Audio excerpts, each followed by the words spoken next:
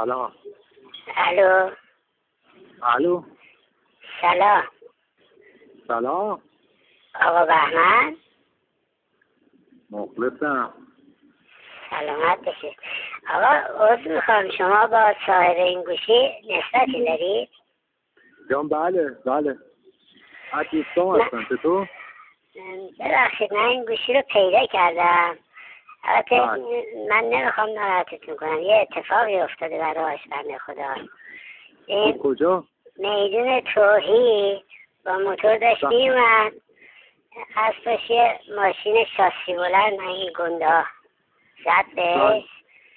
بعد اینم نتونست حرکت موتور رو کنترل کنه، ولی زد به ماشین جلویی، افتاد این کنار میدون. یه جایی هست که تو شانسی که آورد زمین چمن بود اونجا، افتاد اونجا.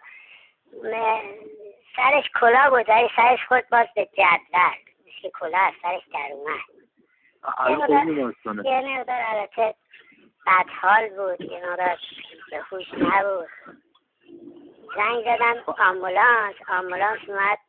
البته به یه خانم دیگه هم خورد، موتورش هم همون خوردش به یه خانم پاش ظاهرم فکر کنم شکست اونجور که من دیدم.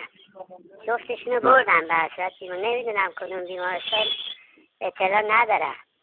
بعد گوشیش افتاده بود. حقیقت منم یه مقدار وسوسه شدم، گوشیشو برداشتم ولی الان عذاب وجدان گرفتم. اون بنده خدا اونجوری افتاده اونجا، من اشتباه کردم.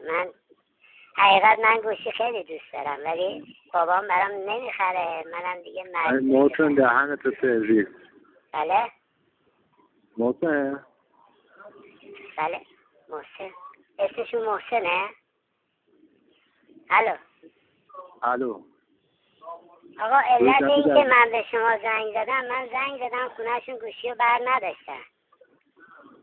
بعد که لیستش گشتن دیدم اسم شما رو نوشته، بعد یه فرم دیگه ای بود اسم شما رو نوشته بود که دیگه من مزاحم شما شدم. گفتم آدم با شما خیلی صمیمیه، به خاطر اون زنگ زدم. تو جهت راست میگی؟ دروغ ندارم آقا، دروغ ندارم. برید میدون توحید خواستگاه وسط میدون توحید سوال کنید. الان موتورش هم اونجا سرسایل هم پشت موتورش بود که تحویل همون خواستگاه. گفتن که حالا اگه کسی شناختش این بنده خدا رو به خانواده‌اش بگه بیاد اینجا. حالا من گفتم زنگ بزنم، نمیدونم، من خونه‌شون هم زنگ زدم ولی بر نداشتن. شما اگه میتونید به خانواده‌شون اطلاع بدید. شماره میگم که یه شماره خاصی بود اونجا، من گفتم شاید با شما ارتباط صمیمی داره و اسم شما رو درست میخوام، یه جور دیگه نوشته بود، من به خاطر اون زنگ زدم. الو.